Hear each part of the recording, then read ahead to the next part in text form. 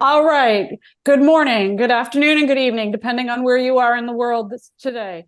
Welcome to the webinar on new technologies in seed testing, which has been organized jointly by the International Seed Testing Association and the Food and Agricultural Organization of the United Nations. My name is Bonnie Furman, and I work in the Seeds and Plant Genetic Resources team within the Plant Production and Protection Division, known as NSP, here at FAO headquarters in Rome. I have the pleasure of moderating this event. The purpose of this webinar is to bring together experts to present information on emerging new technologies in seed testing. Our goal is to educate and raise awareness on this topic, as well as promote discussions on the potential benefits arising from the using these new technologies and best practices to advance trade in quality seeds for improving agricultural production.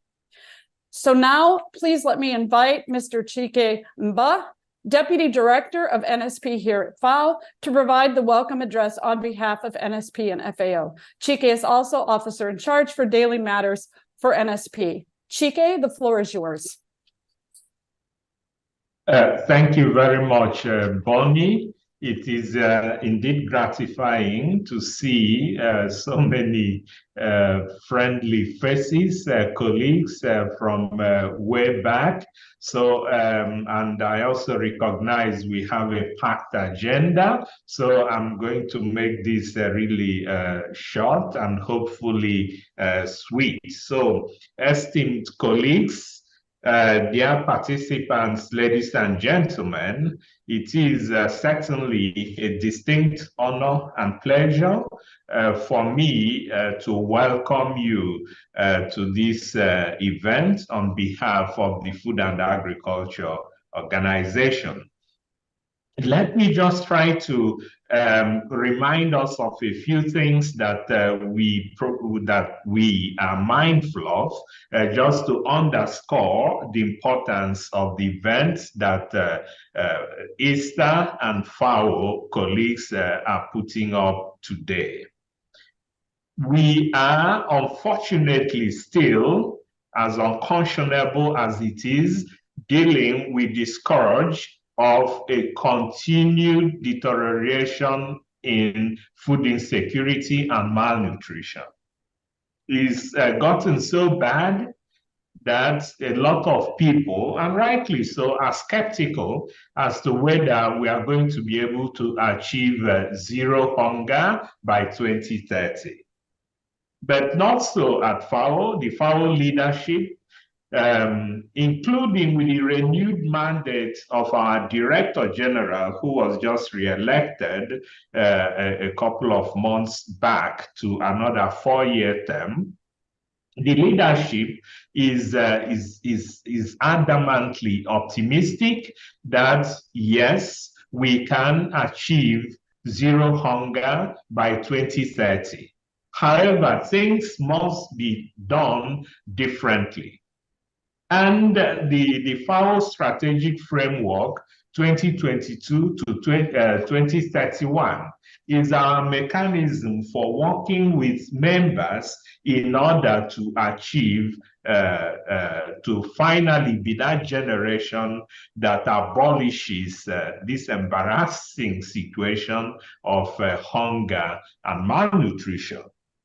So our strategic framework seeks to transform agri-food systems to become more efficient, resilient, and inclusive, leaving no one behind. And we use 4 aspirational pillars to work towards this grand objective, and that is better production, better nutrition, better environment, and better life. And let's cast our minds back to a fact. It is a fact that 80% of our food is plant-based. So any transformation of the agri-food systems must include crop production systems, therefore. And we say in FAO, and partners agree with us, that there are no good crops without good seeds. And what are the good seeds? The good seeds are the quality seeds and planting materials of the most suitable crop varieties. which is why personally, I find it gratifying that a body such as ISTA and FAO are collaborating to train the searchlights on this important issue of quality seeds. Let us also remember that in the places where hunger and malnutrition are most severe, the use of quality seeds is very low. In sub-Saharan Africa, it is estimated at below 10%. So with this as a backdrop, ladies and gentlemen, I invite the speakers to expatiate on this theme. I invite you, the participants, to be as active participants as possible, because in the end, the evidence, the information that we will be gathering will form the crux of how we intervene to ensure that every farmer everywhere in the world is able to access in a timely manner sufficient quantities of affordable quality seeds and planting materials of the most suitable crop varieties. And Bonnie, ladies and gentlemen, with this, I thank you for listening. I'll sit back and listen to this eminent set of practitioners in this field. Thank you. Thank you very much, Chiki, for these inspirational remarks. I now invite Mr. Keshavulu Konosoth, ISTA President, to provide opening remarks on behalf of ISTA. He is also the Managing Director of Telangana State Seed Organization, Department of Agriculture and Cooperation, and Hyderabad, India. Mr. Konosoth, the floor is yours. Thank you very much, Bonnie. So good morning, good afternoon, good evening, wherever you are.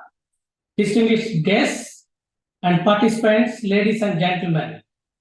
I am very happy to see you at this giant webinar of FAO-ISTA on new technologies in seed testing. On behalf of ISTA, I wish to extend my profound appreciation to the FAO for hosting and making it possible. So as we all know, the first and continuing challenge facing the world agriculture is to produce enough food to feed the growing world population in similar lines of just Chiki spoke. In this context, the agriculture production and food systems are built on seeds. Seed systems hold a pivotal role in improving the crop production and productivity in a sustainable manner, and is directly related to food security in many ways, I would say. The FAO and ISTA has a long collaborations aimed at capacity building and exchange of information on all aspects of seed quality assurances, as well as cooperation on technical matters of joint interest and sharing of knowledge to support the contributions of the FAO plant production and protection divisions in developing sustainable crop production systems. So in this context, FAO and ISTA agreed to strengthen the cooperation to further develop synergies across the multiple organizations, strengthen linkages between all the stakeholders, and attract and encourage the next generation into seed sector, and also support the seed trade, thereby contributing to global agriculture development. So ISTA and FAO are focusing on the strengthening of capacity and capabilities building in seed testing as a part of FAO strategy framework 2022 to 2031. So to produce better and build stronger agri-food systems. So in this regard, I would like to thank the Director General of FAO for his inspiring and encouraging message during the ISTA annual meeting 2023 in Verona.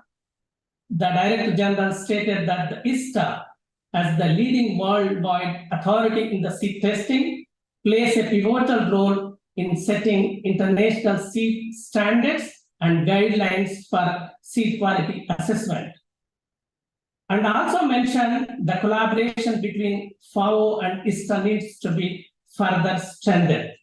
So therefore, the webinar is being organized as a part of FAO-ISTA joint initiative on cooperation in capacity building and exchange of information on seed quality assurances towards the developing sustainable agriculture production systems. So the main aim of this webinar is to educate and create the awareness of emerging new technologies which are introduced in the ISTA rules to address the present and future challenges in seed quality assurance.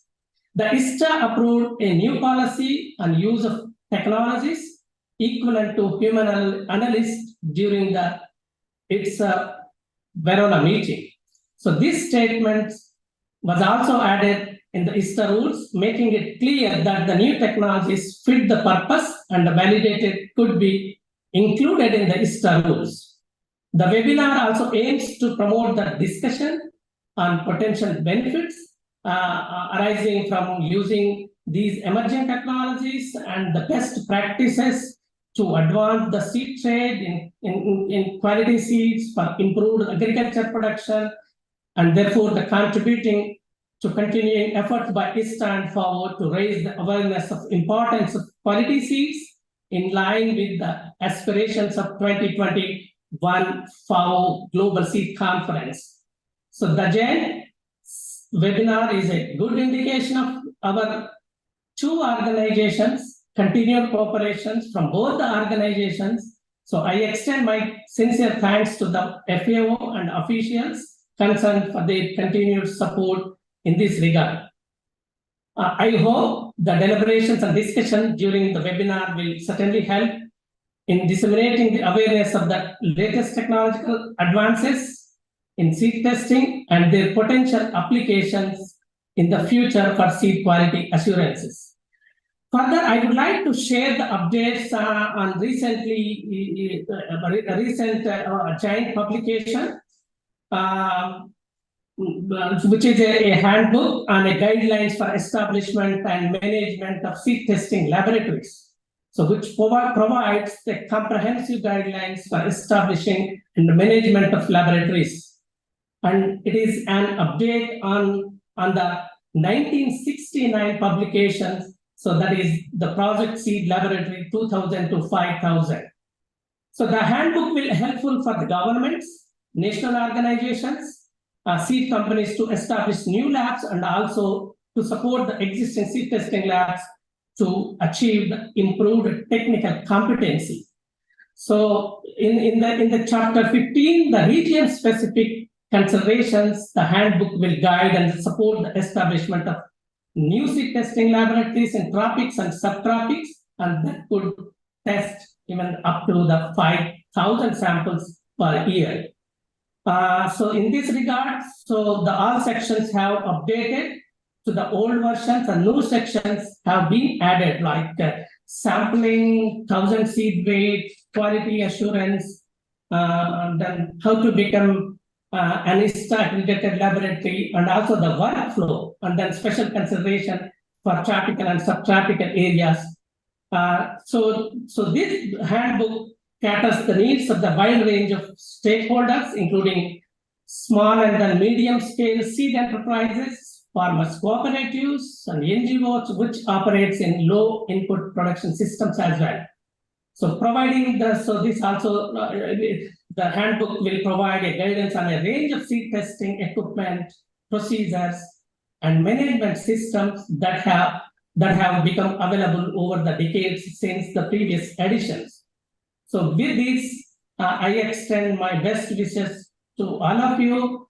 Hope to see you in all our future events. Thank you all.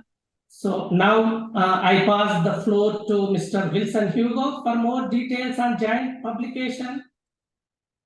So Wilson, so the floor is yours. Thank you very much, Keshavulu. Hello, everybody. And I'm sharing my screen, and I hope you are seeing that. And just after the introduction by Keshavolu, it's a great pleasure to announce that this publication has been finally published online.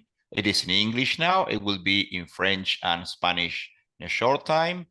And this is a publication that not only updates on the previous publications jointly by FAO and ISTA, but also it has special chapters for different type of seed testing laboratories, for the ones that are official and deal with thousands of samples a year, to the intermediate ones, and to the ones run by small farmers or cooperatives, or more basic ones that don't need the international accreditation.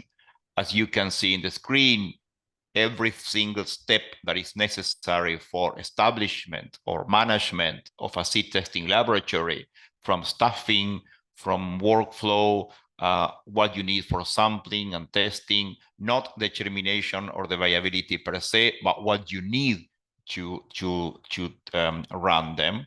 Storage and even the layout of a laboratory are all included there. So I stop here and just wrap up. The big message is that the publication is available. You can find it in the internet, and it will be in French and Spanish soon. And it has the A to Z guide to the establishment and management of seed testing laboratories. Over to you, Bonnie. Okay, thank you. Thank you first to Mr. Kusanov for his kind opening remarks, and to both you and to Wilson for introducing this very important publication that will be of great benefit to many stakeholders around the world. And for those of you who do not know, let me introduce Wilson after the fact. Wilson is an agricultural officer and colleague in the Seeds and Plant Genetic Resources team here at FAO headquarters, where his work focuses on seed sector development. So, okay, before moving on to the other speakers, I want to provide a bit of housekeeping information, although you've been seeing messages in the chats. Kindly note that speakers will not be taking questions immediately after their interventions. Instead, please write your questions in the Q&A box provided in Zoom at the bottom of your screen. These will be consolidated, and we'll get to as many questions as possible during the discussion period at the end of the presentations. Okay, thank you for that. So I now invite Mr. Craig McGill to present on the historical developments of seed testing, benefits, and the need for new technologies. Mr. McGill has been a member of the ISTA Executive Committee since 2011 and was ISTA president from 2016 to 2019. He is currently a senior research officer at Massey University in New Zealand. The floor is yours. Good afternoon, good evening, good morning to everyone. Thank you for the opportunity to talk today at this webinar on new technologies.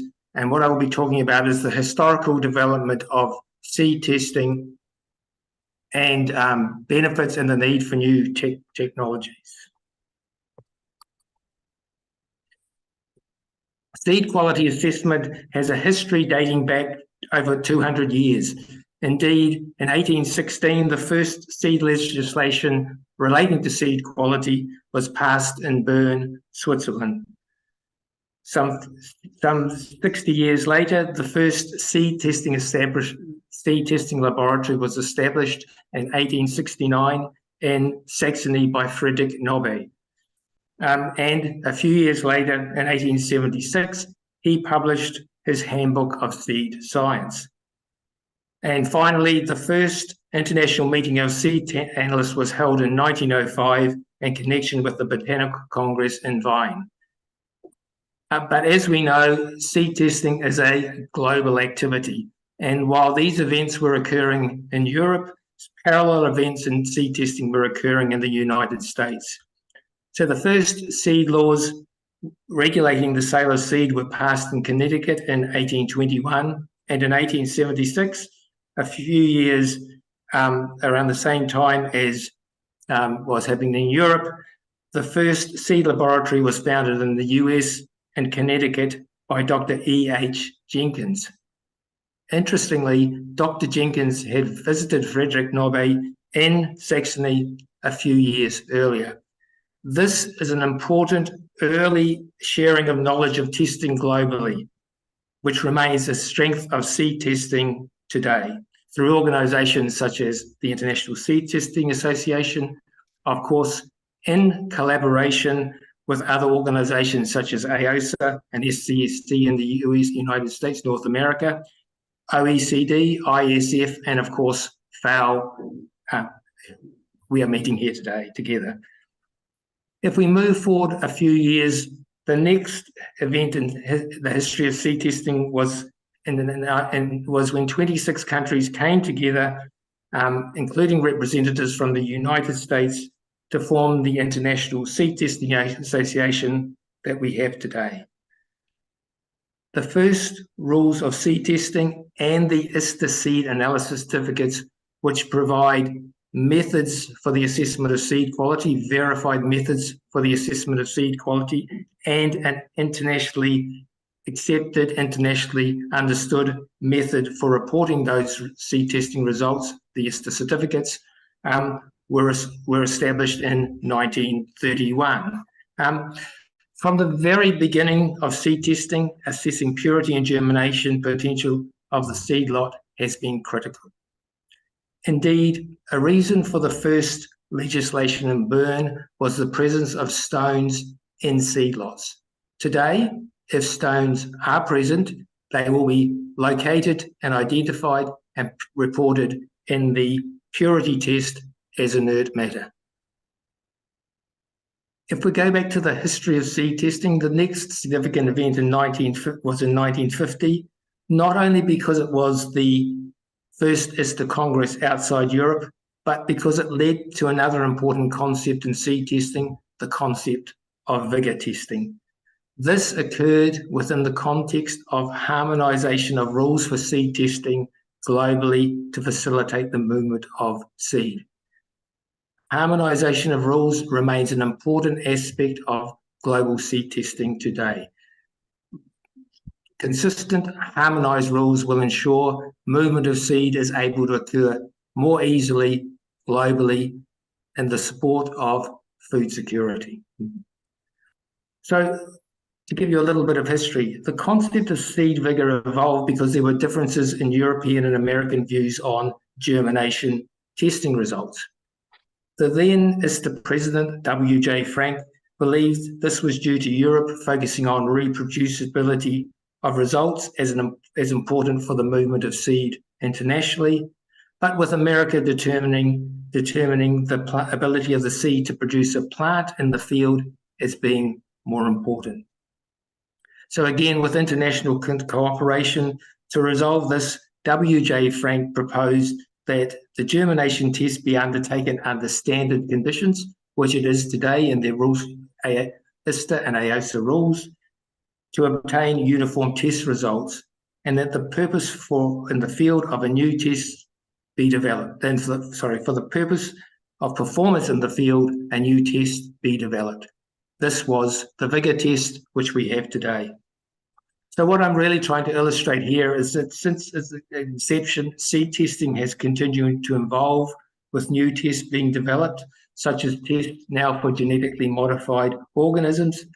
And also within FAO-ISTA, seed testing has continued to evolve, most importantly, most recently, in terms of the introduction of an accreditation system for laboratories to ensure that accurate and reproducible testing results are provided to seed users whatever the test.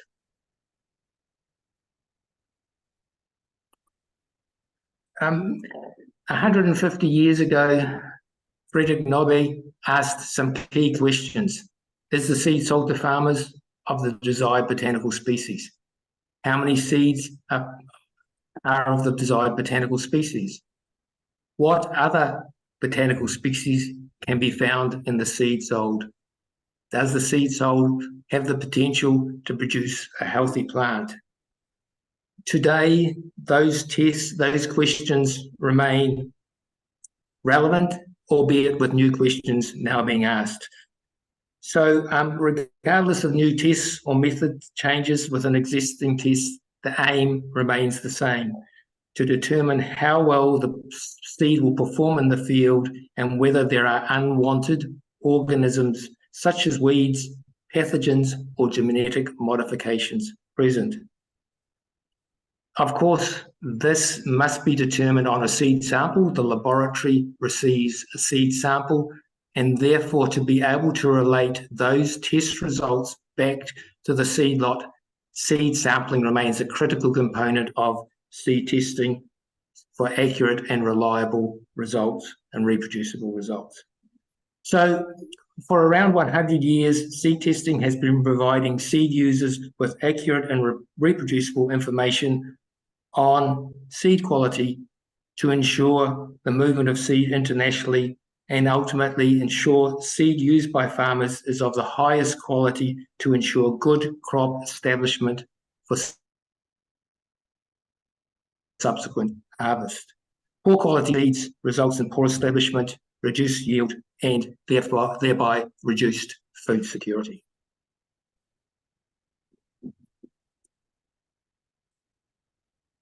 However, there are increasing pressures for which new technologies, which is the purpose of this webinar today, may offer a solution. So new technologies have the potential to offer a solution to some of the challenges we are facing in seed testing today. So for example, one of the challenges is that the time taken for test results using traditional method can sometimes result in shipping and planting delays. New technologies have the potential to enable faster throughput, reducing these delays, particularly for those technologies that have the potential for automation. Another critical component of seed testing is the skills of the analyst. A seed analyst needs to be able to identify a wide range of seed species visually. This requires experience and training. It can take 3 years or more for an analyst to reach the knowledge level needed for assessing purity in a wide range of seed lots. In addition, most analysts are usually expert in local species. What does this mean? This means that for seed lots coming from areas where contaminants are different to those the analysts are familiar with, the testing can be even slower than normal. We have to concede that some new technologies are currently expensive, but with wider adoption of new technologies, these may become more cost-effective.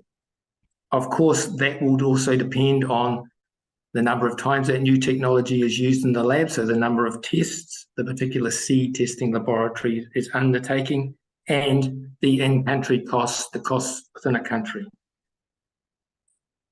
And finally, for some tests, such as seed health testing, new technologies offer the potential of lower detection limits. As we move through the rest of this webinar, I'm sure that some of the subsequent speakers will touch in more detail on a number of these points. But what I would just like to say in closing is that seed testing remains a highly skilled occupation with long training times for some tests, and most importantly, the need to attract a new generation into testing. The use of new technologies that move away from traditional time-consuming tests will potentially attract that new generation we need in seed testing.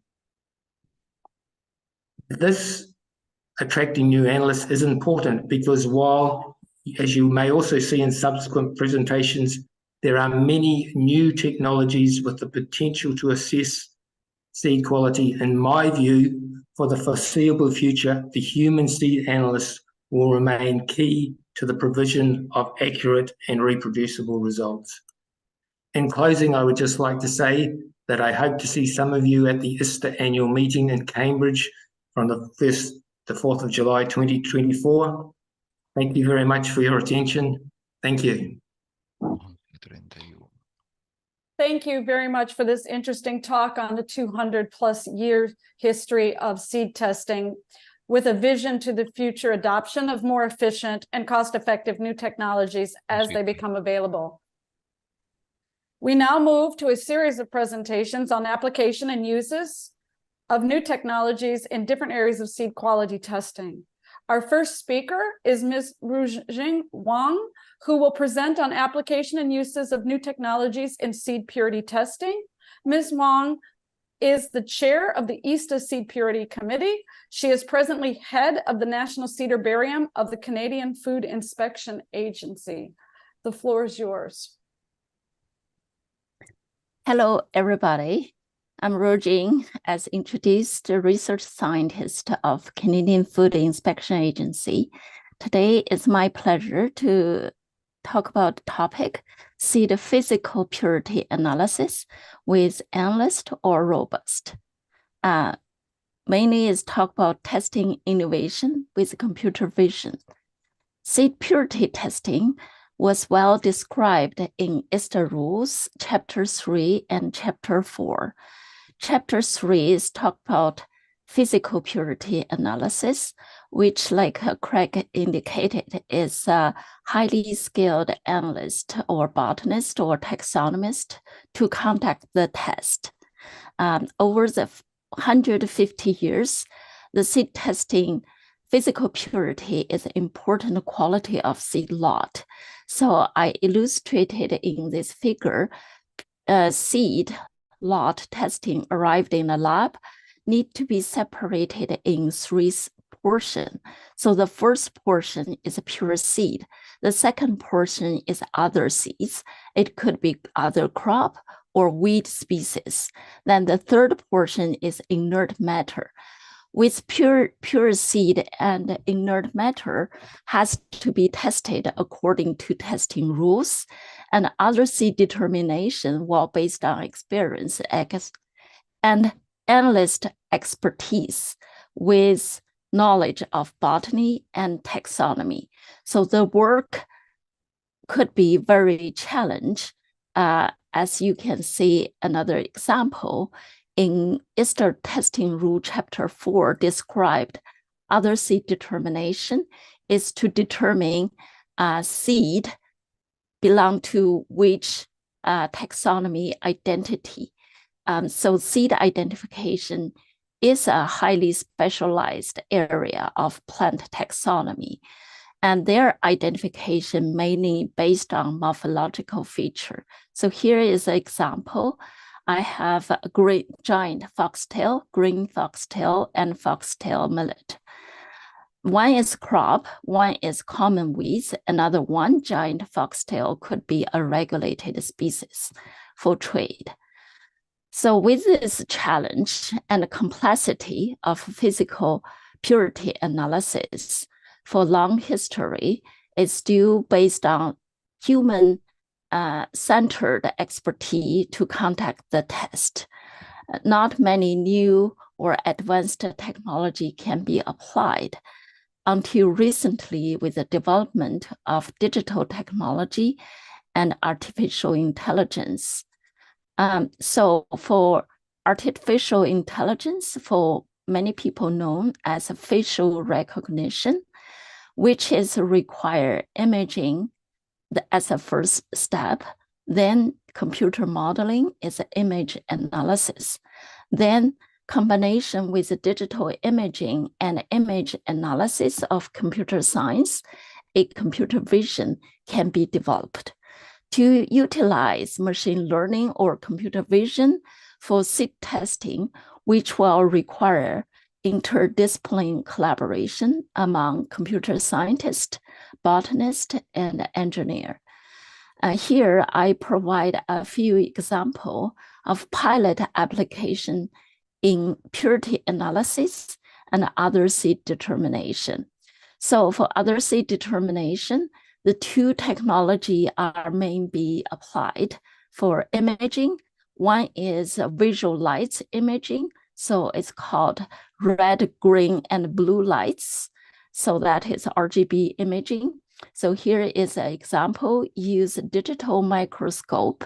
Then we can imaging seeds and the computer modeling can tell what is the confidence of the species identified by computer vision. So sometimes it can achieve very high accuracy with identification. Another imaging technology being used is a multispectrum, or sometimes called a hyperspectrum. Basically, it expanded imaging light band from a visual lights to more light band, such as UV lights or near infrared light.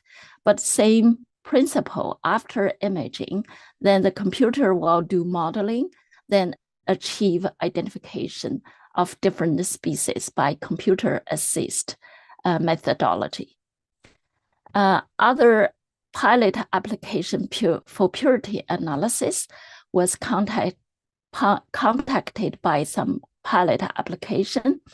So here is an example, is use a multispectrum imaging system. It can analyze, classify crop under analysis and weed seeds contaminated to the seed lots and inert. The accuracy can achieve very high accuracy. So another example here use multispectrum imaging. You can see two species are separated visually under different light span, and it can be modeled by computer modeling to achieve auto identification. So this computer vision application in seed testing require a complex process. So this is an illustration of the process, which was published in Science and Technology Journal. To access computer vision, you will require equipment, software, and data collection. So for data collection would be a big bottleneck for seed testing because the image is not readily available. It's require reference specimen being verified, then use different technology to image, then you establish the database, then go to computer modeling to develop a computer vision system for application. So to speed up the application, which is a demand in seed testing industry and seed industry, and the faster application would require data sharing computer model, and also collaboration in research and development. Hopefully, one day, the new technology will be applied for seed physical purity analysis, and the computer can integrate human expertise to achieve auto analysis for a seed sample. Thank you for your attention. Hopefully you have some question we can discuss at the end. Thank you. Thank you very much for your presentation, which provided a vision to the future of increased automation and digital imaging to assist an analyst, in achieving higher efficiency and accuracy for seed purity testing. It was very inspiring. Thank you. I now invite Mr. David Johnston to speak about application and use of new technologies in germination testing. Mr. Johnston is Vice Chair of the FAO-ISTA Seed Germination Committee. He is presently the Seed Laboratory Manager for the Louisiana Department of Agriculture and Forestry, located in beautiful Baton Rouge, Louisiana, United States. All right, thank you everyone for being invited to participate in this. I'd just like to go through some of the new technologies related to germination. Let's see if we can go here. Just a little bit of personal information. I am involved in ISTA as well as AOSA and SCST, AOSA being the oldest seed testing organization. And I've participated in many aspects of seed testing and germination and various methodologies that are out there. So we're going to run through some of these items this morning or today, talk about the methods, see the criteria, and agars of germination media, and then predictive and actual germination, and then some of the technologies.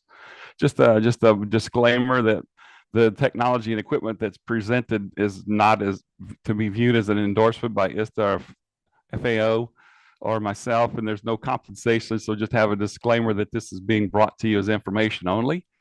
Just everybody should be familiar that seed is tested using a standardized set of methods in the ISTA rules. This is just an example of the germination methodology you would see. And then this is an example here of a page how the seedlings for each particular seedling type are to be evaluated. So all that criteria is well established and to be followed, and is standardized for all seed analysts to be using.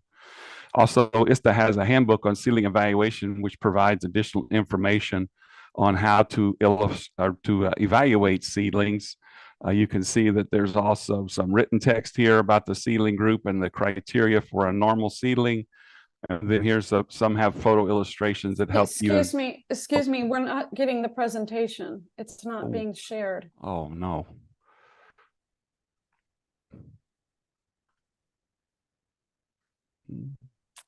Thought I was sharing my screen.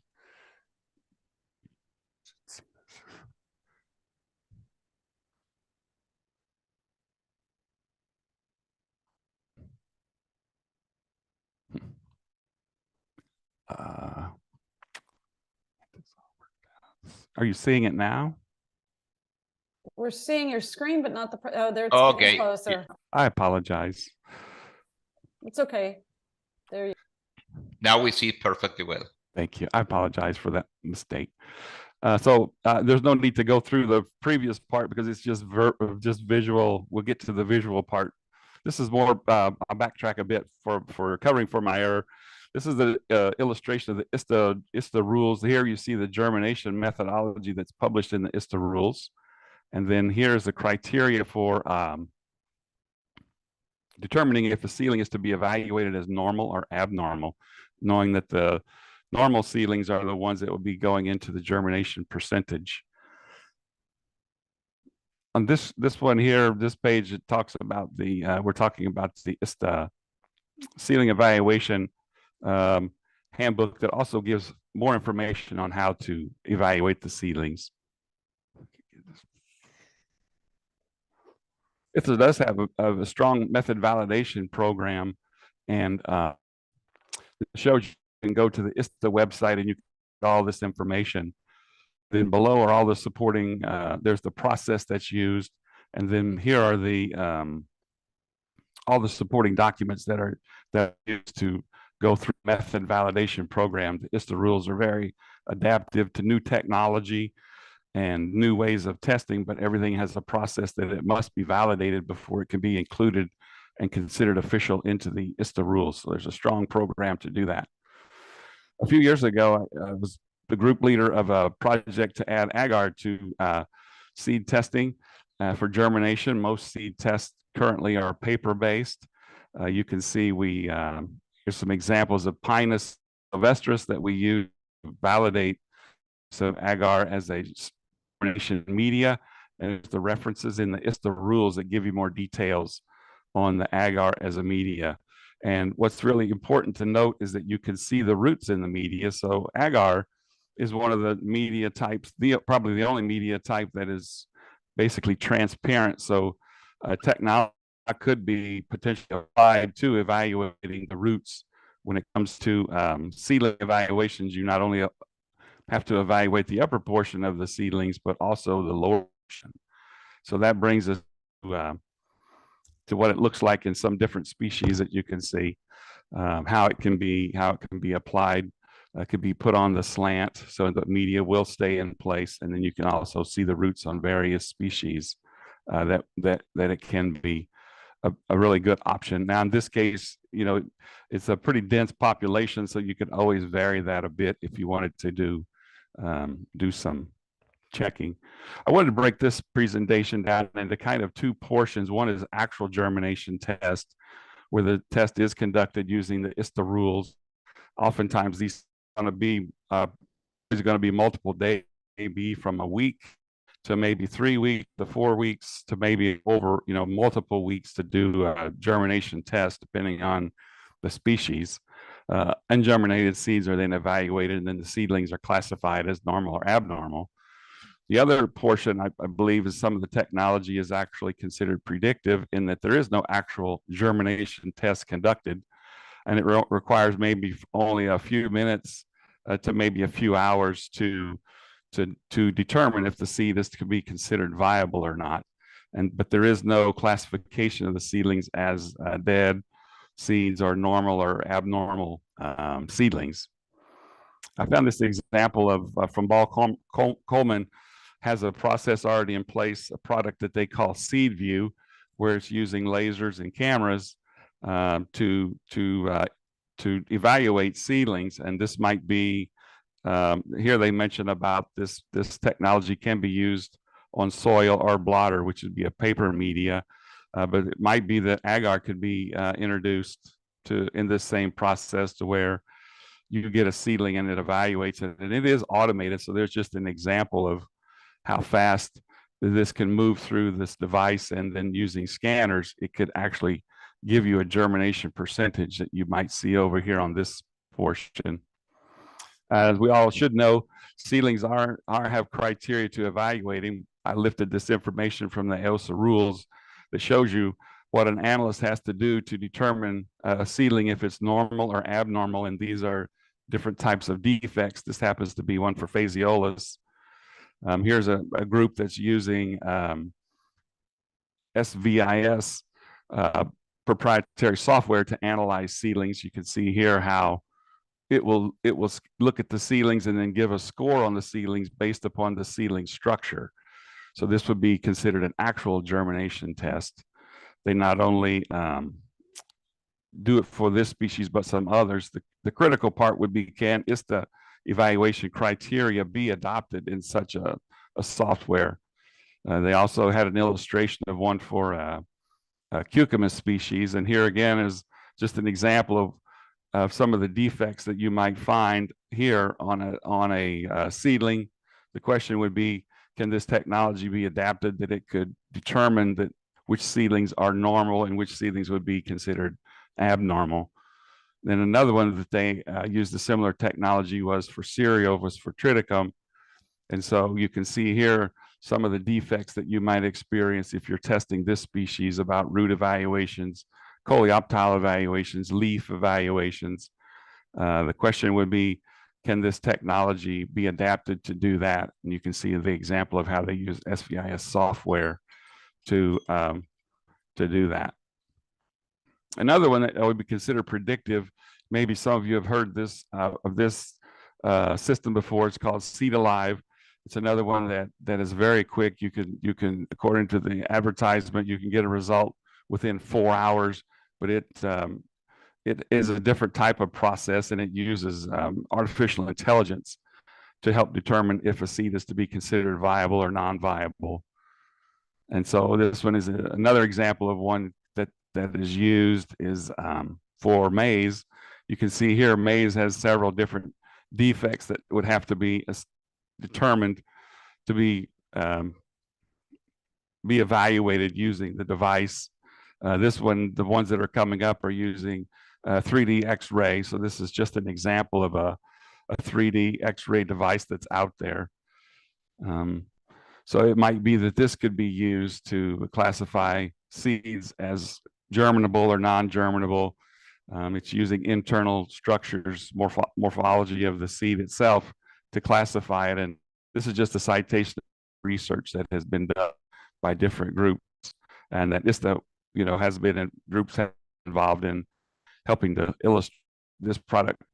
This type of device might be used for determining if it's for determining if seeds are viable. This is an example that they used in their research to show you that the seedlings had certain defects, and this would be the seedling that, or seeds had defects, and these would be the seedlings that would be produced from those seeds, and then essentially trying to validate that it would be normal or an abnormal seedling. David? So, yes. Apologies, the clock has run out. Could you maybe Okay. wrap it up soon? Thank you. I'm Sure. so sorry.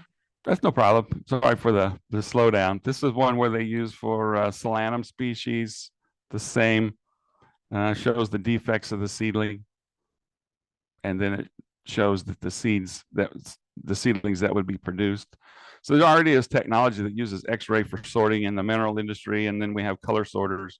So it might be that some of this could be adaptive. Maybe the future for this is a scanner. You put the seed down and it predicts the seed germination. That would be static, and maybe there's one that is is automated, where the seed would go past the scanner and it would determine the viability. To quote here is like, the future, maybe it's already here. It's just not evenly distributed by Mr. Gibson. So maybe can this be validated? Well, that would be the question that has to be answered. But the technology is there, and so maybe in the future, that's what we'll be seeing. We will not be seeing a standard germ test any longer. We'll be seeing something along the lines of a scanner. Thank you for your Thank you. presentation. Yes. Sorry to have interrupted. No problem. And thank you so much for this on some of the recent technological developments aimed at significantly expediting ways of determining the potential of seed germination. Thank you, Bonnie. Our next speaker is Mr. Kent Bradford. Kent, are you going to be able to finish in time? Because of your computer, not because of you. I think so. Okay, Yes. so Kent will present on the application and use of new technologies in seed moisture testing. He is a member of the ISTA Advanced Technology Committee and is a distinguished professor emeritus, Department of Plant Scientists, and former director of the Seed Biotechnology Center at the University of California, Davis in the United States. The floor is yours. Thank you. Great. Can you see my screen okay? Yes, we can. Yes, you do. Okay, great. So thank you very much for the opportunity to talk about this topic, which has to do with seed moisture testing. And I'm sure you're all aware of the importance of moisture in seed, particularly seed storage. So for example, here's an example with pepper seeds stored at a very warm temperature, but you can see that the humidity that the seeds are stored at has a huge impact on their longevity. So seed quality is very sensitive to the ambient relative humidity of the air, which in turn determines the seed moisture content, and that in turn has major effects on seed longevity.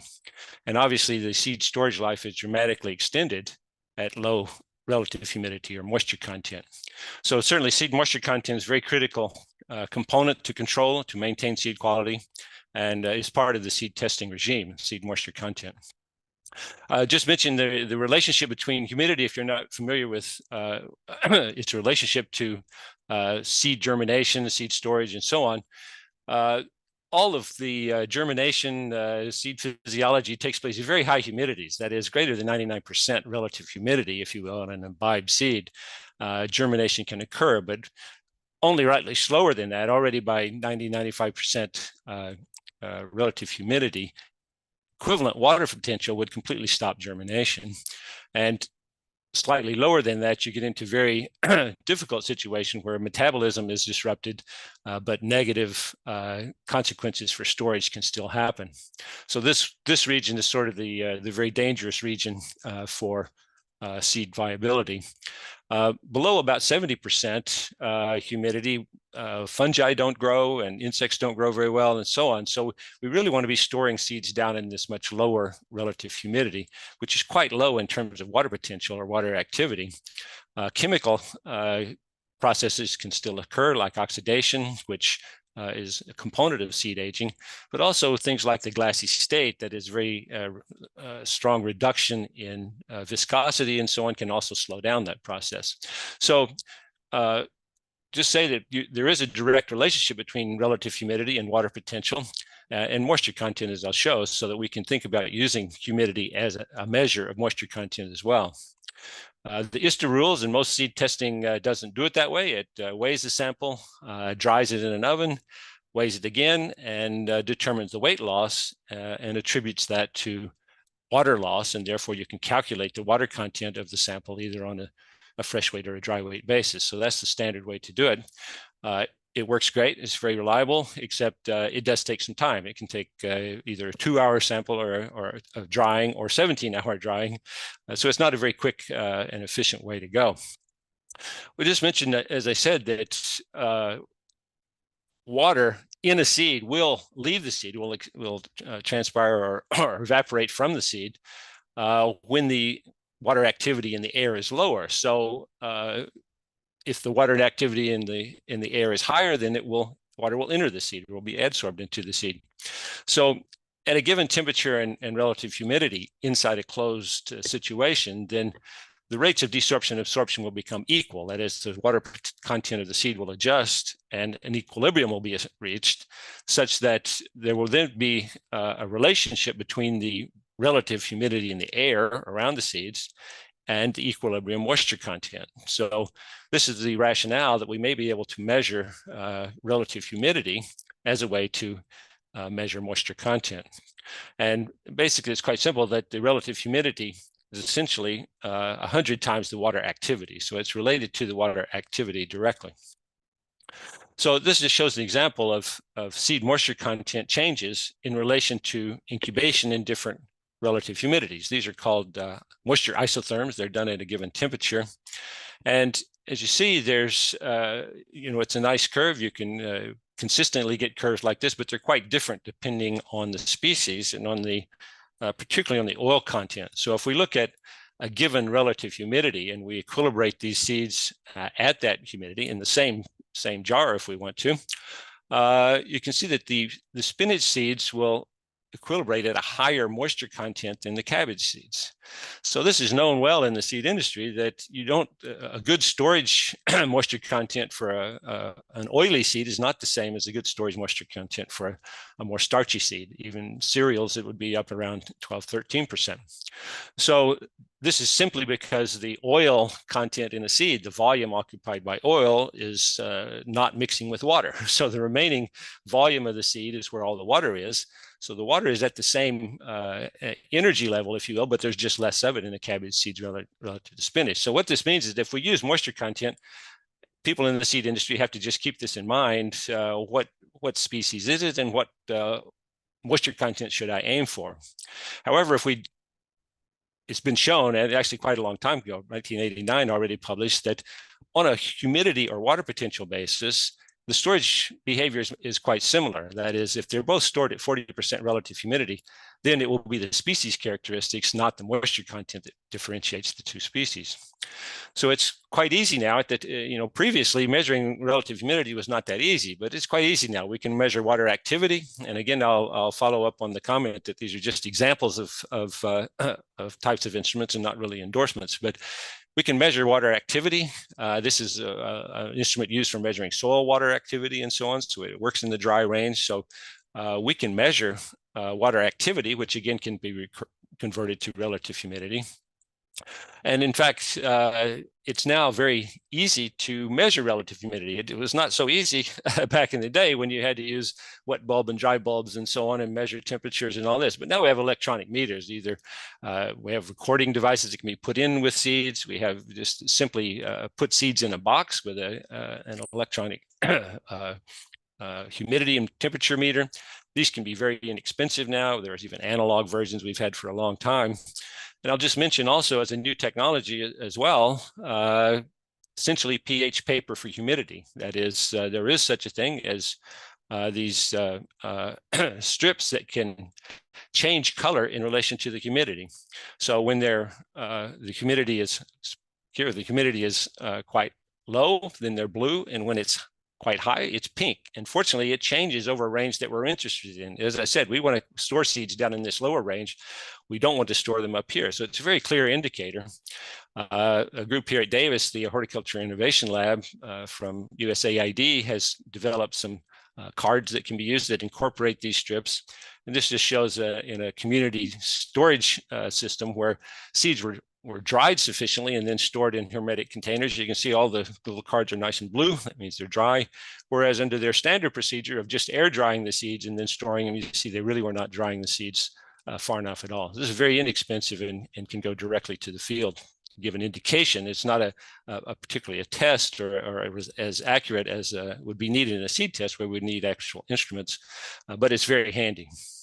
And I'll just mention that it is possible to go back and forth between relative humidity and moisture content once you know the oil content of the seed.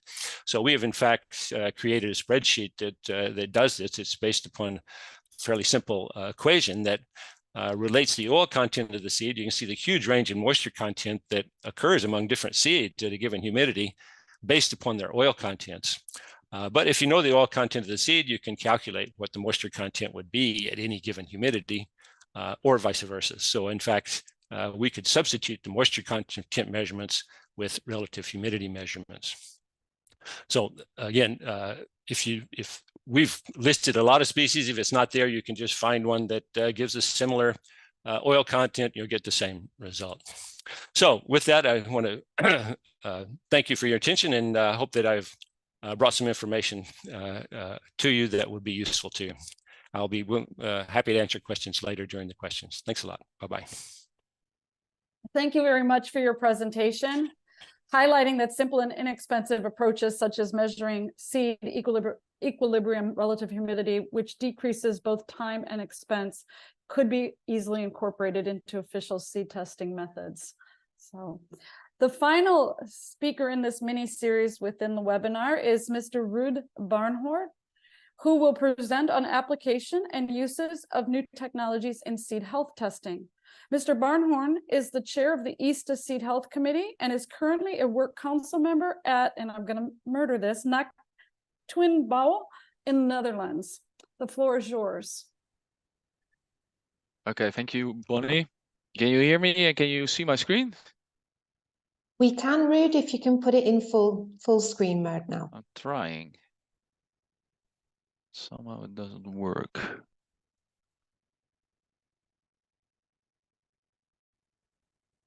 Let me see.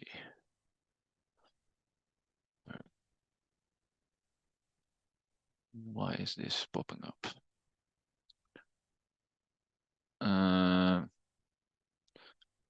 Let me do it again.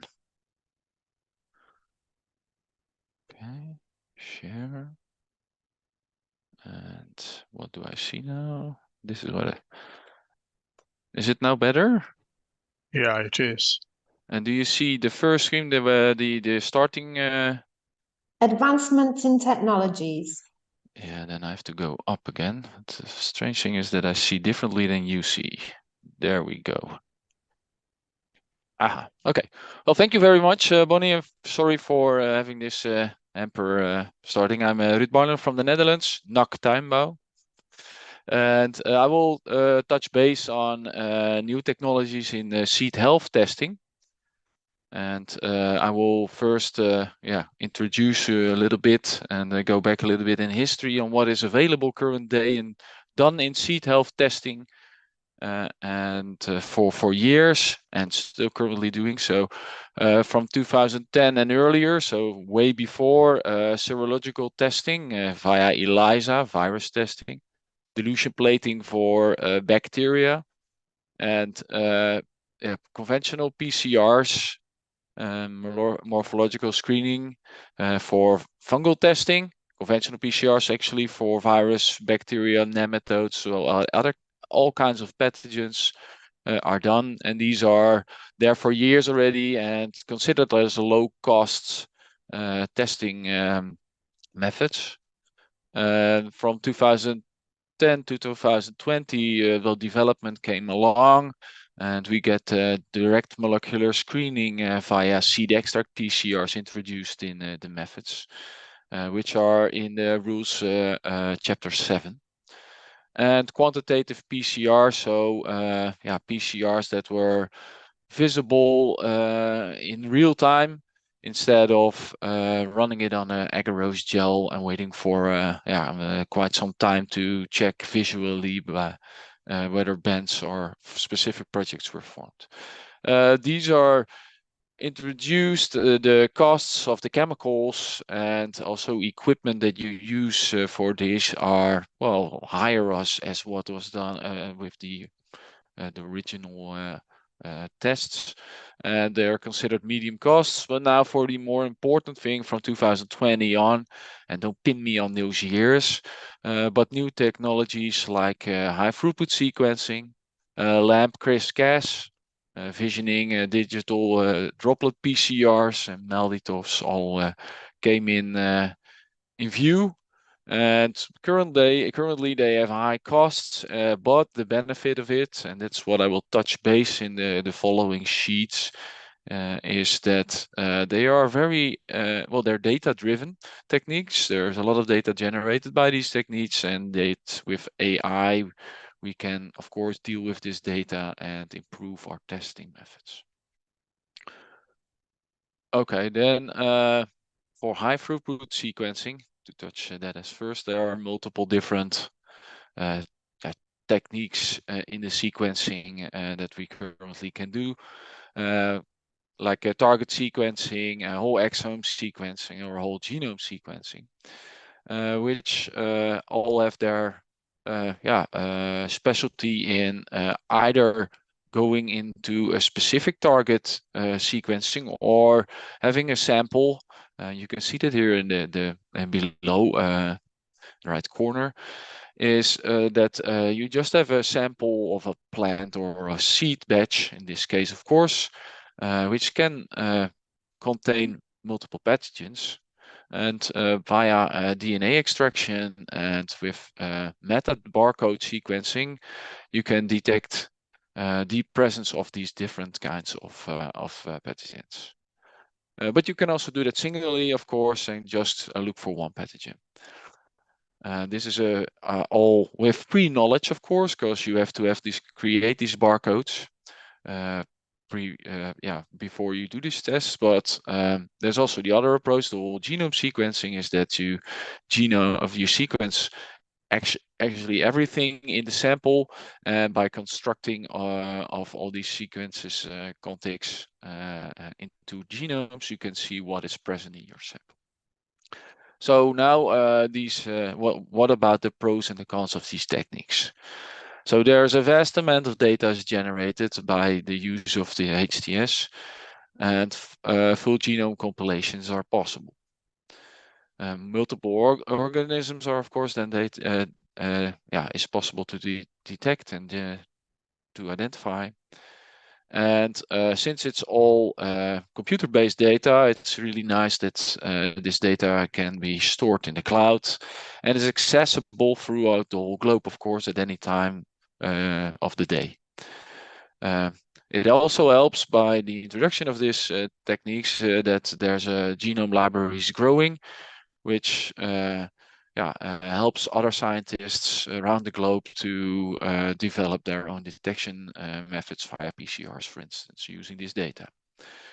But also there are, of course, some downfits on HTS, and that's by generating new data and new taxonomical information is generated that really froze up the classification of the taxonomical system all around, and that makes it quite hard with new names popping up every day for pathogens that are currently in a broad group there. Well, the equipment, of course, is very expensive, and viability of the pathogens detected, since it's all DNA or RNA based, is not possible currently, or not that easily possible. And you have a lot of experience, and specific professionals are needed to deal with this data, which takes quite long nowadays. Then some on-field tests, actually, which are currently used. You can do these tests on-field when just prior for the seed harvest, but you can also do it in the lab, of course, when you have a seed sample in your lab. And these are both isothermal reactions. And where a PCR takes about 1.5 hours, and the extraction of DNA, you can count up another 1.5 hours, or even longer for seed extracts to be generated to get pathogens out of the seeds.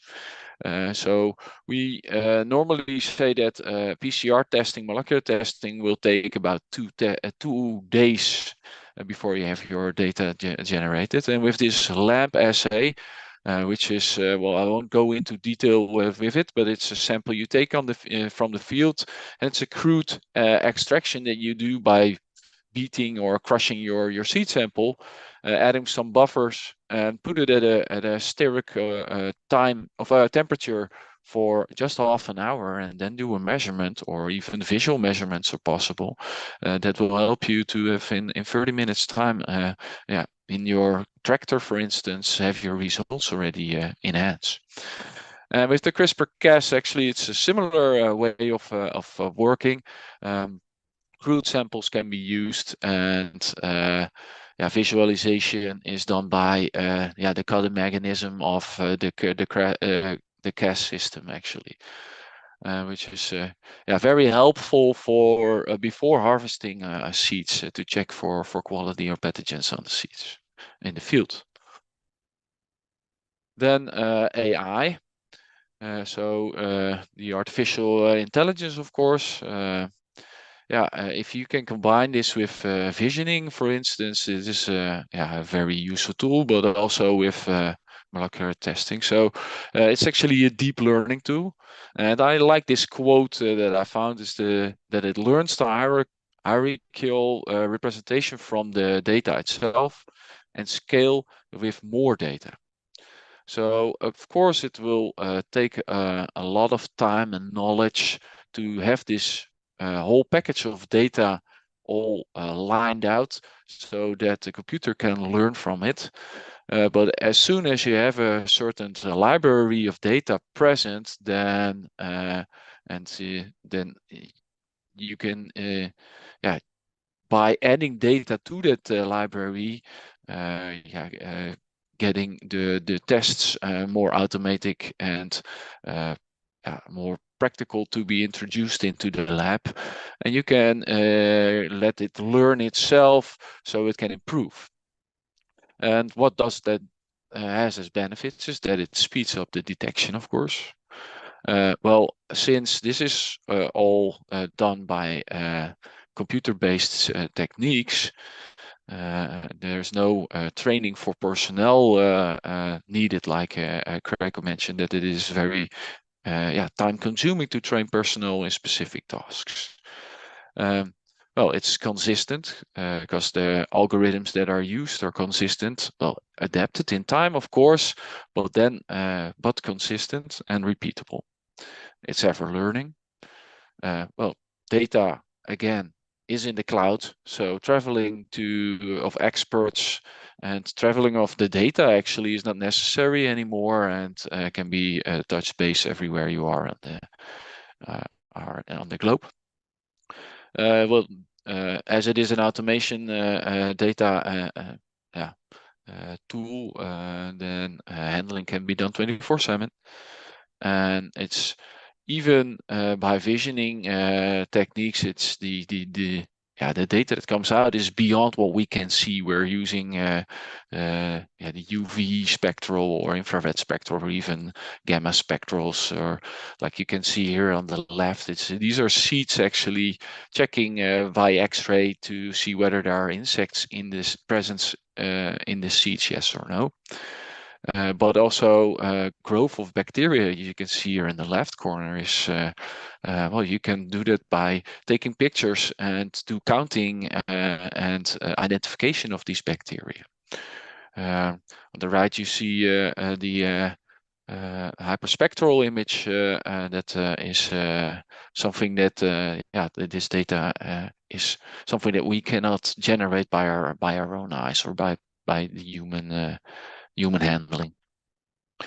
Downsides, of course, now is still that experts are needed, and the resources to have all these computers, data connections, and the storage of this data plausible, that's still very costful, but that will in time be lower, of course. And that's actually what I wanted to talk through to you and share with you. So if you have any questions, I'm happy to answer them later on. Thank you very much for listening. Thank you. Thank you very much for your presentation. It's evident that direct testing using molecular methods has become widely available and show potential for application in seed health testing. And as you pointed, beyond even molecular techniques, going on into artificial intelligence. So I now invite Ms. Aurelie Charrier, excuse me if I pronounced that bad, I practiced a little, to present on the adoption of modern seed technologies across the world with examples of application in Gevis, France. She is a member of the ISTA Advanced Technology Committee and currently head of the Physical Analysis Laboratory at Gevis, French Variety and Seed Study on Control Group in France. The floor is yours. Thank you very much. Good morning or good afternoon. I'm Aurélie Charrier from Gevis, and as you can see, the focus of my presentation today. Can you see my presentation? No. No. Try sharing the screen. Yeah. That's great. We see it now. Okay. Yes, full screen now. Yeah.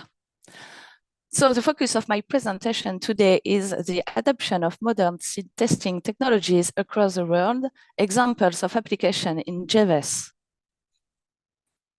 So generally speaking, new technologies such as imaging or mathematical development are currently booming. Seed laboratories across the world are working to integrate this new technology into routine seed testing in order to improve efficiency. So in this presentation, I'm going to present you two examples of the integration of new technology into routine testing at Gevis. The first example I would like to share with you concerns analysis of other seed determination by number. As explained by Roger before, these analyses are very time-consuming and are done manually by analysts with a high level of expertise. Nowadays, different technologies and strategies can be used to facilitate this OSD analysis. At Gevis, we chose a strategy involving the pre-sorting of OSD samples. The aim is to decrease analysis time by reducing the way to be analyzed manually. To do this, we use an existing machine with a system based on artificial intelligence. At the end of the process, the machine produces two fractions, one good fraction containing only the pure seed and one doubtful fraction to be analyzed manually by the expert. This strategy enables us to preserve human skills, but to concentrate them on what is really necessary. But in practical terms, how does it work? The first steps consist of training the models to recognize pure seeds and seeds of other species. Some points must be considered during this phase, such as the morphological variations within the species, but also the different possible states of seeds, such as skyopsis, etc. It is also important to make several passes of seeds during this process in order to obtain different images from different angles. After this training phase, we need to validate the model performance. And to do this, we set up additional tests on thousands of seeds from our collection for each species. And finally, the machine needs to be validated for its routine use. And we choose to validate the machine at the same way as we validate the skills for our analysts. So we tested 10 polluted samples, and the acceptance criteria are an error-free result with a reduced weight to be analyzed manually of less than 10%. Now, let me show you some examples obtained for Brassica napus and Lolium perenne. As you can see from the picture, for both examples, the doubtful fractions are very small, and all the undesirable species are well detected by the machine. Just for information, it takes only 5 minutes to pass through the machine. So in progress, the laboratory is validating the routine usage of the machine for different species, but the deployment of the machine also involves thinking about the flow of the samples and the traceability of the different information. We are also setting up regular checks in order to verify that the machine doesn't deviate. And we're defining the list of species to be implemented as a priority for our laboratory. Now, moving on to the second example regarding X-ray imaging and artificial intelligence. As you know, X-ray imaging is commonly used to detect internal defects in seeds, such as insect damage or malformation. Previously, in our laboratory, the X-ray images were analyzed by an analyst, but we wanted to automate this reading phase. However, the main challenge of artificial intelligence is the need of a large and balanced database.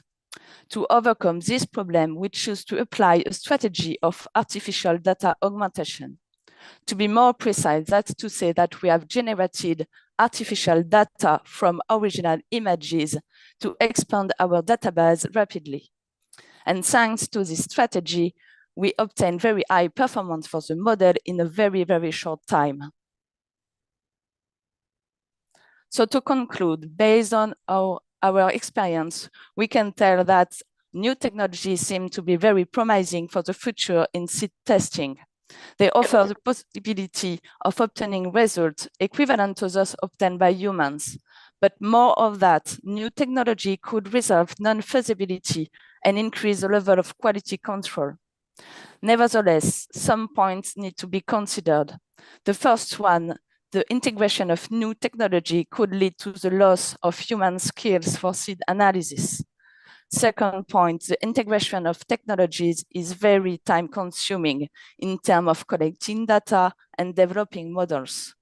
And finally, additional resources are needed to implement this technology in laboratories, such as new skills in mathematical development. Thank you very much for your attention.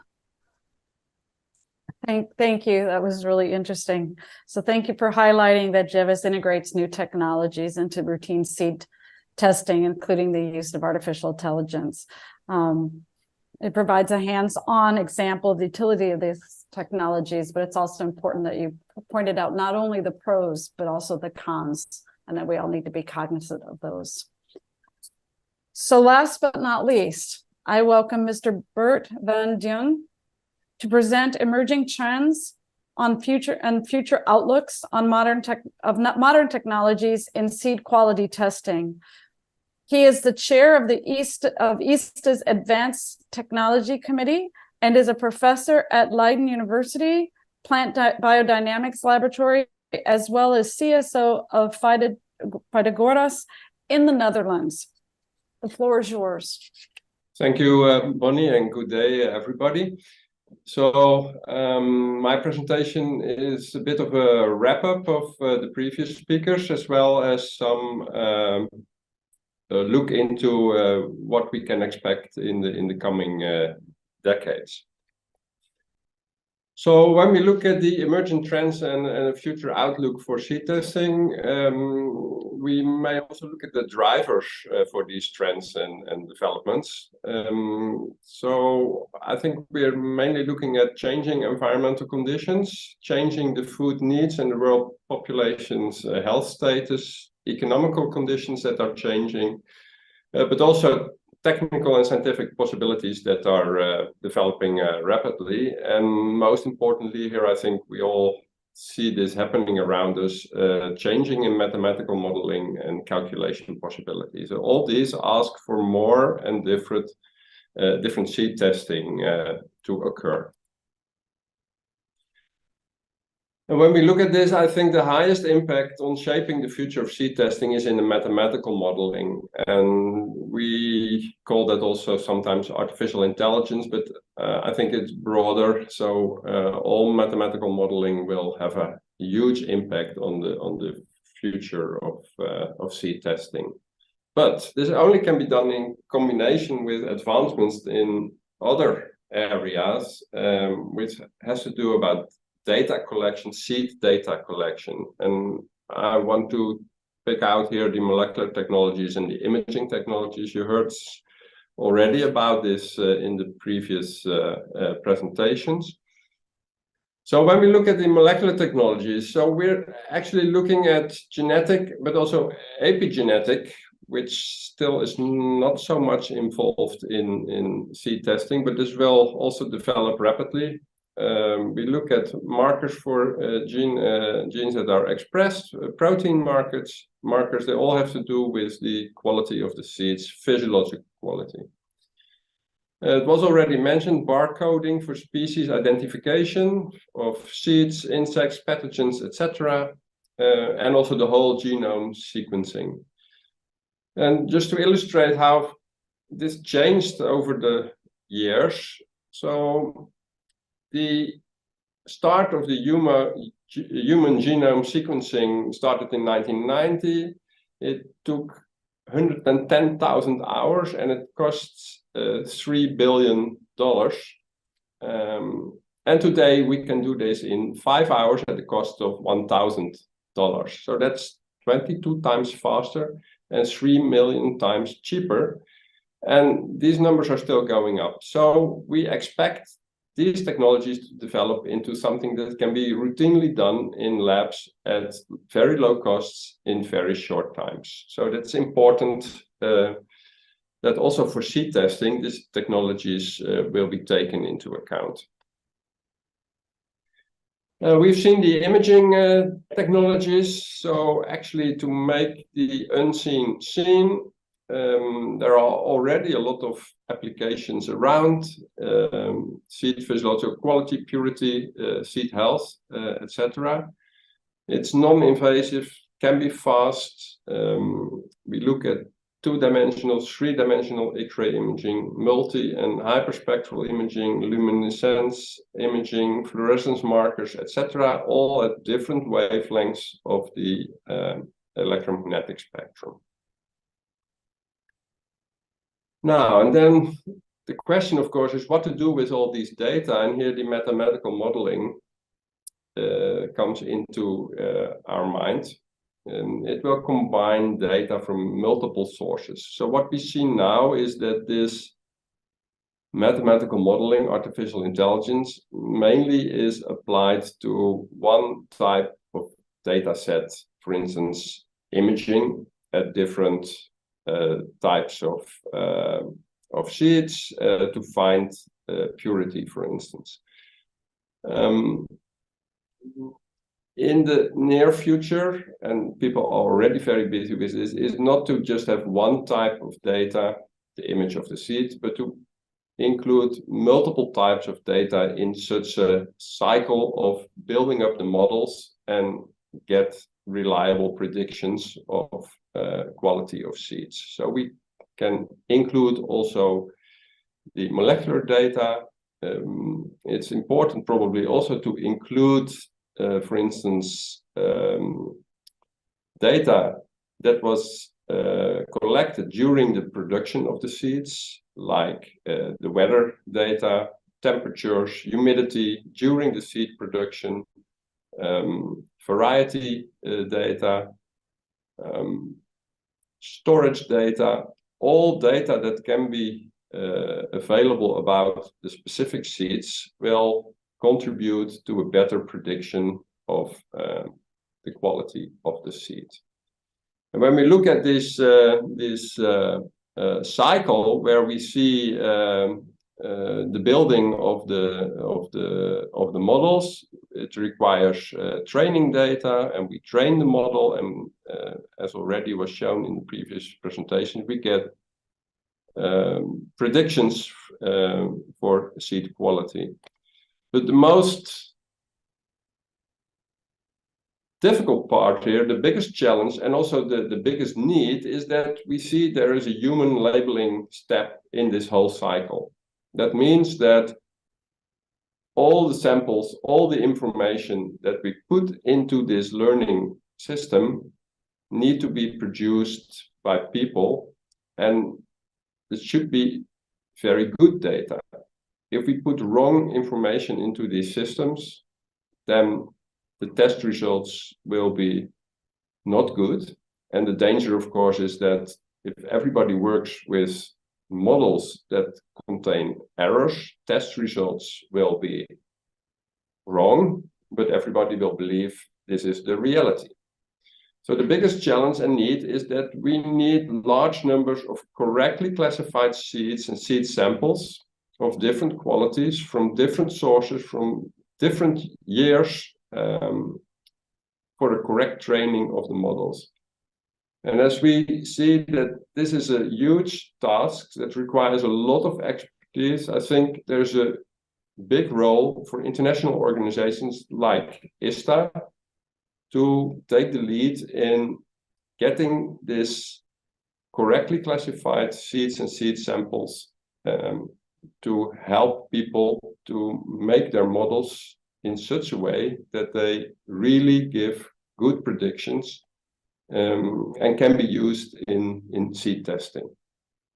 So that's, I think, the biggest challenge we have, to organize together correct data and correct samples and right labeling of all these data.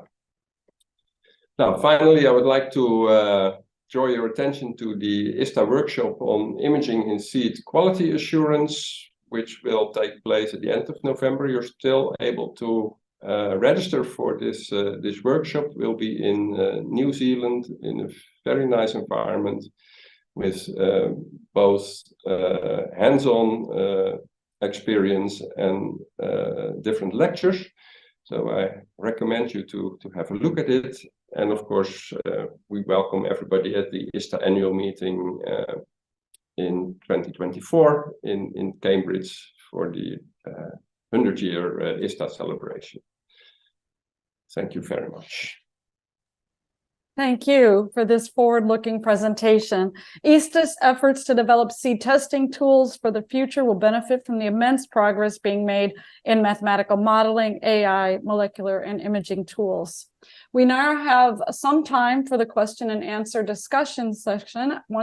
First of all, I want to once again thank all the speakers for their important contributions. They have been fascinating presentations, incredibly full of technology and very interesting things. So many of the questions have been answered live on the question and answer, but I'm going to try to get to a number of them now. The first question is for Ms. Wang. Is near infrared spectroscopy being used as part of the particle identification in the new technologies to identify components with different chemical compositions? So if I understand the question correctly, is testing the chemical component. Yes. So different imaging technology is, if visual lights, usually it's the morphological features.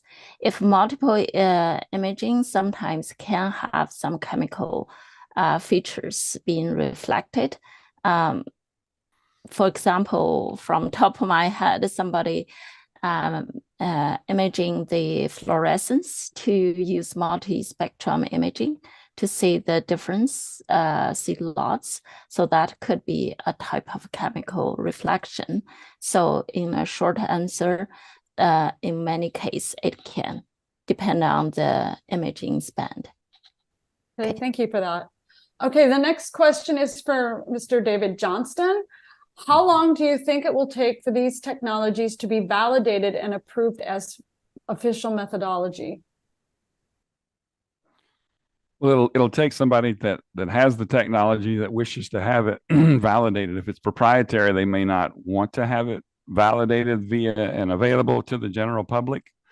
So it just depends on the process, how they want to try to integrate that technology and make it available to other people.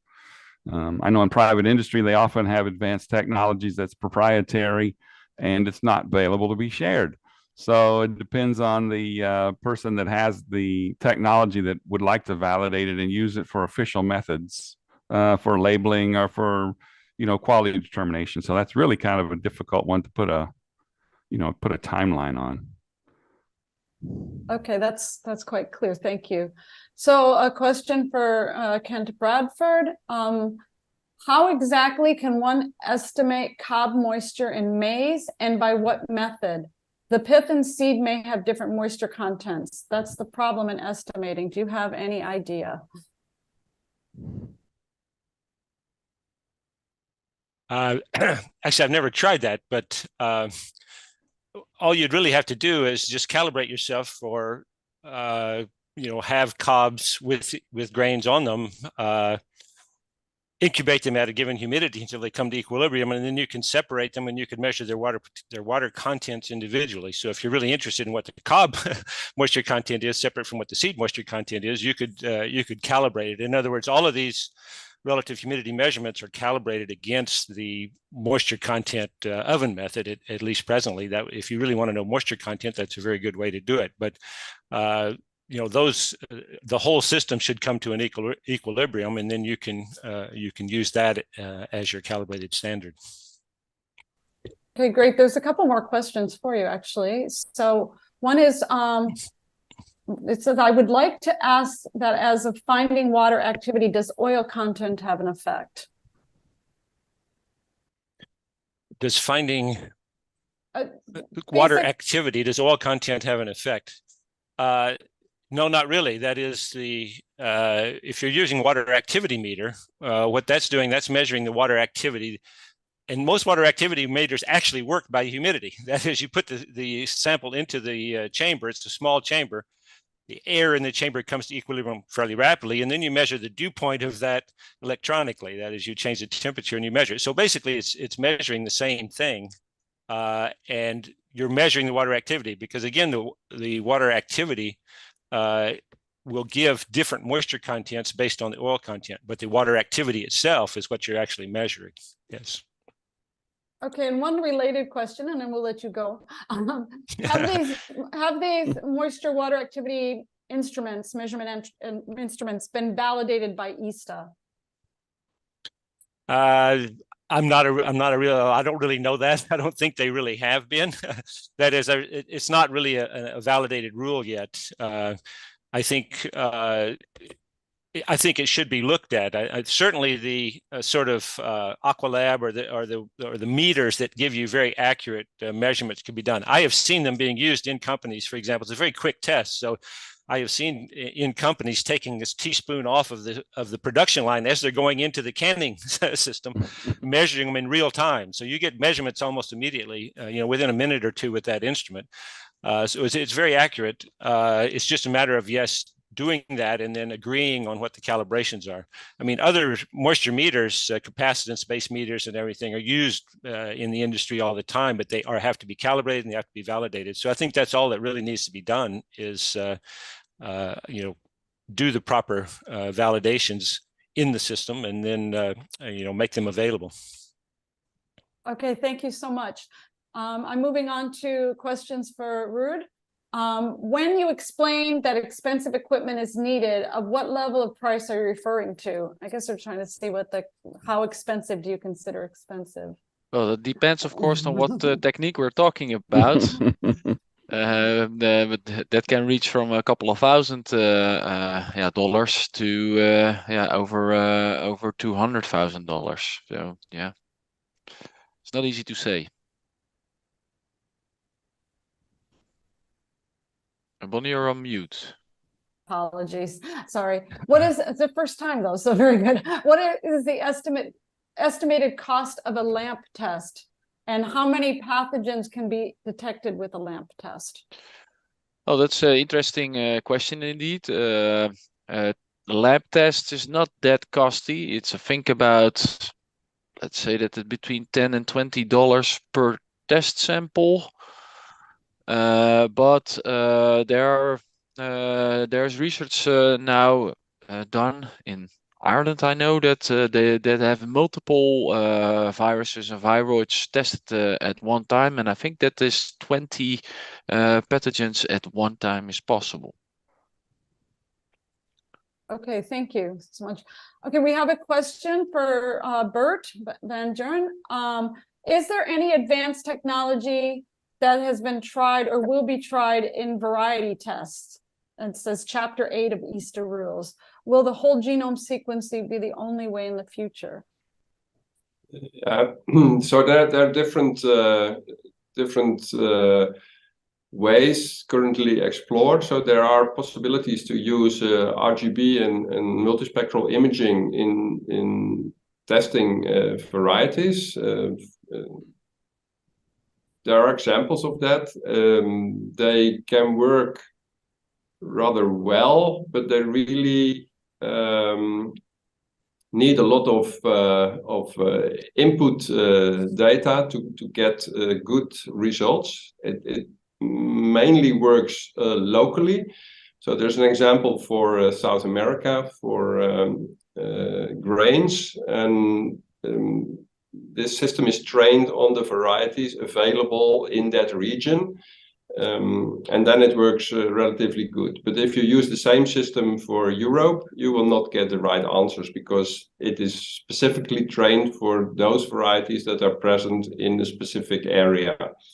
And that shows, of course, that the need for good data sets and also to know where the seeds come from that were used for training of the systems is very important. So it's not just molecular technologies that can be of help in variety identification, it's also imaging technologies that can play a role there. Okay, thank you so much. We're actually over time. I'm going to pick one more question from that anyone can answer.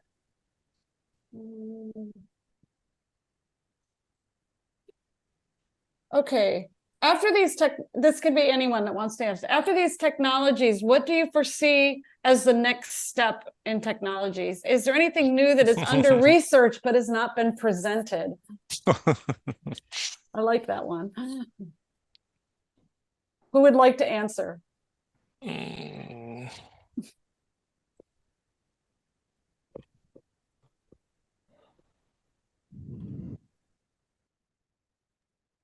I can say something about this. So as the Advanced Technologies Committee in ISTA, we're looking out for what's going on in research, but also in industry for other technologies.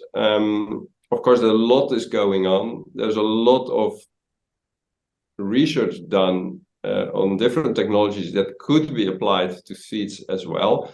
Many are currently not applied to seeds because it's too costly or too specialized.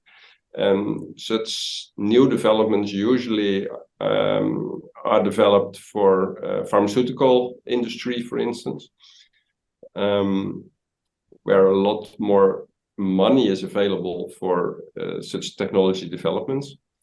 But there are new technologies around.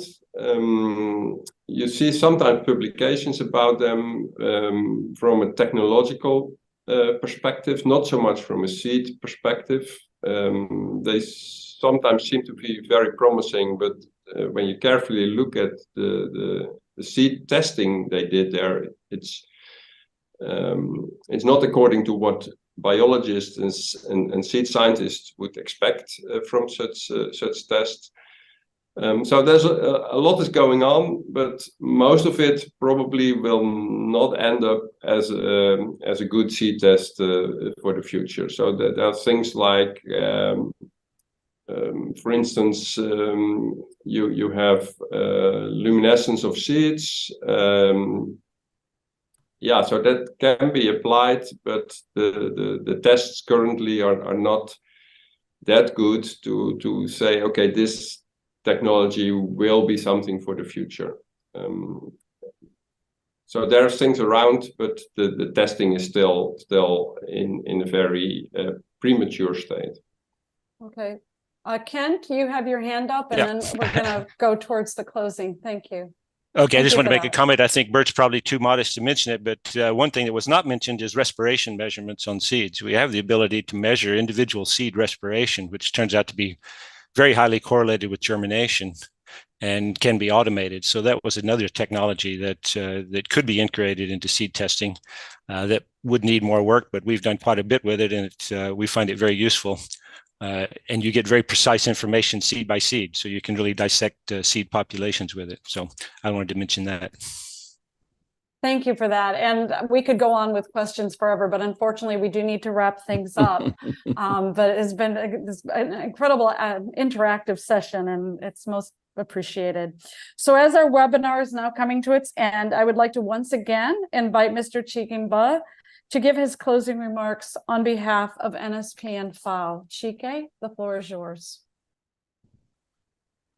Thank you very much, Bonnie. I share your sentiments completely that this has been a fascinating experience.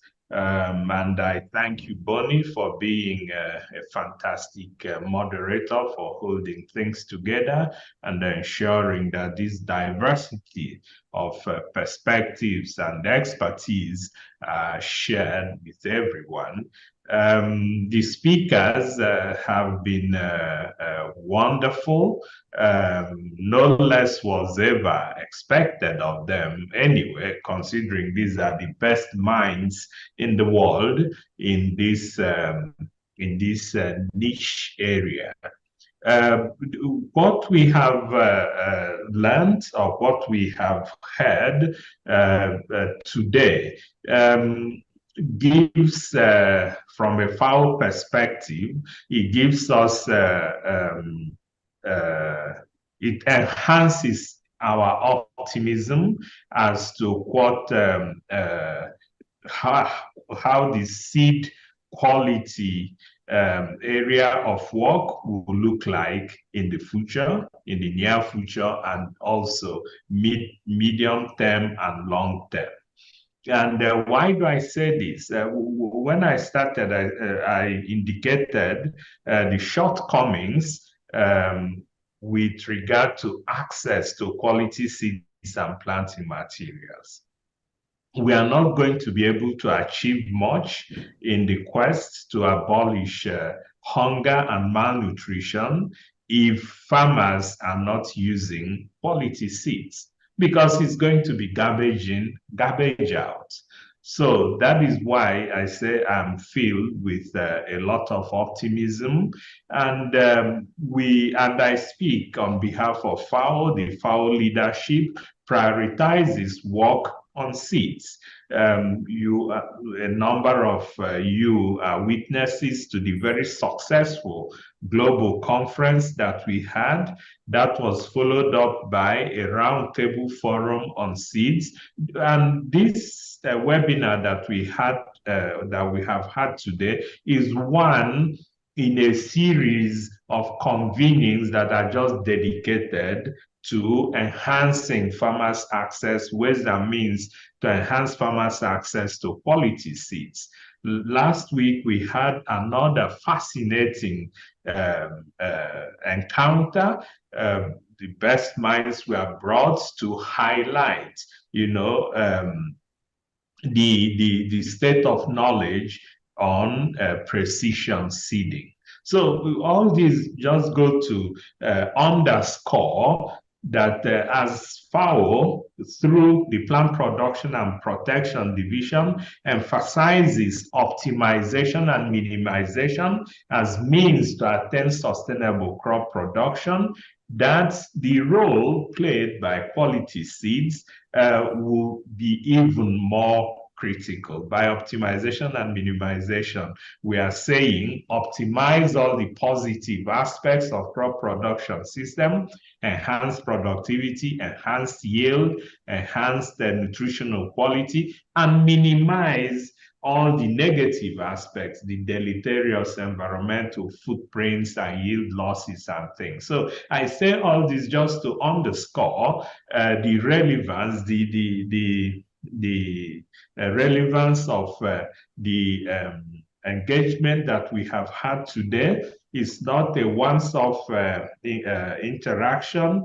Wilson, Sam, and co, you've done a fantastic job, but it doesn't end with the webinar.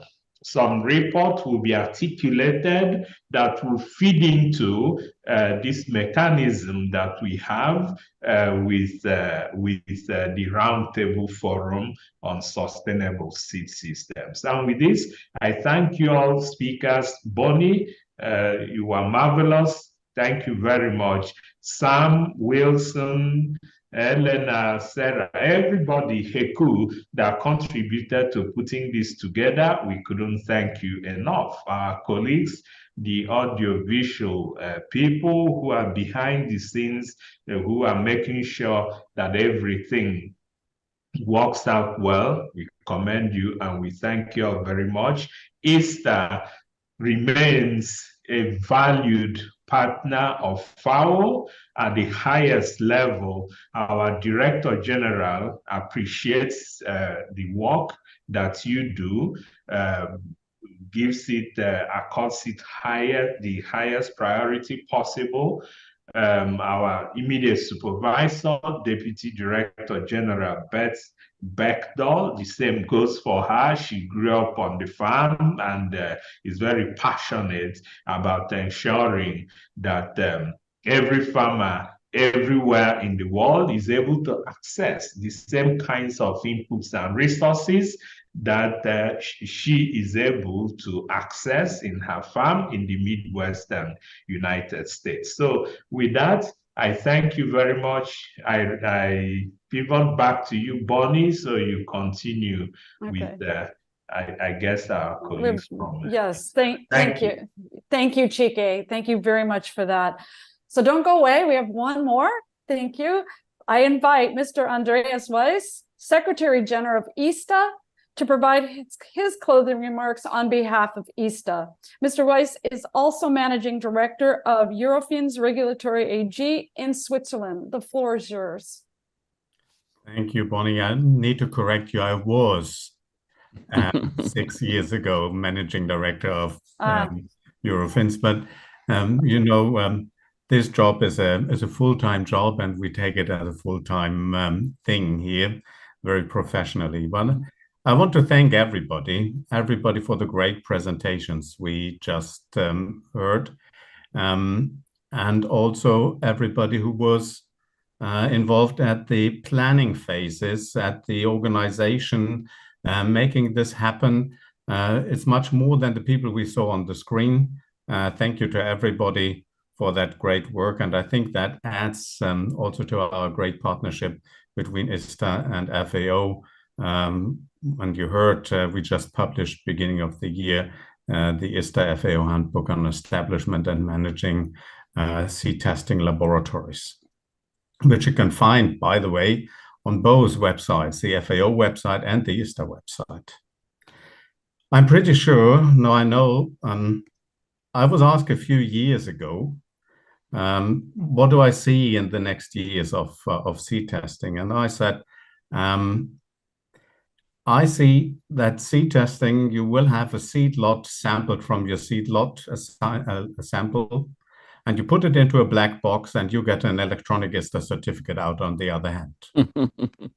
And what we heard today is that with a number of other steps, this may not be impossible. We also have together other future projects where we want to fight zero hunger. And Chike, you mentioned that at the beginning, that some people are getting critical with the timeline of 2030. And I tell you one thing there was a guy in 1960s who said that at the end of this 1960s, they will put a man on the moon.